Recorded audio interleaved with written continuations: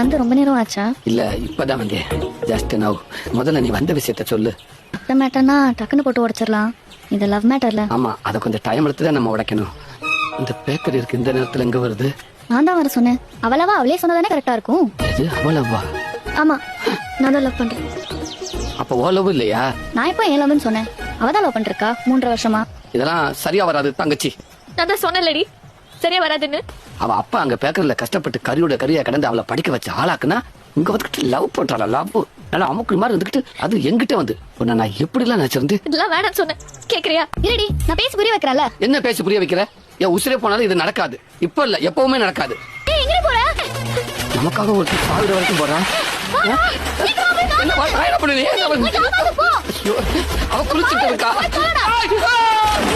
எங்க காணோம்? பாருடா, பின்னாடி இருக்காடா. ஏய், கௌரி முடிடா, அவ முடிடா. கேளுடி, மேல வாடி. அவன போடா. ஏய், அவன காப்பாத்து. அவன காப்பாத்து. நீ செத்துட்டே யாரா இருக்கீங்களா? நீ ஏன் குச்ச? சாக வேண்டியவன் கர்ண மச்சான் வைரவேல் பைய தானே. அவ ஏன் சாகணும்? அவன தானே லவ் பண்றா. நான் இல்ல. நீ யார் சொன்னா? அவ லவ்வுக்கு கர்நாட்ட பேசி ஹெல்ப் பண்ணுன்னு கேட்க வந்தோம். சாகணும்னு கிணத்துல குடிச்ச அந்த பொண்ணே தண்ணியா கம்மியா குடிச்சிருக்கு. காப்பாத்த குடிச்ச நீ இப்ப இம்புடு தண்ணியா குடிச்சிருக்க. தாவமா இருந்துச்சு, அதான் குடிச்சு. மாஸ்க போடு மாடு.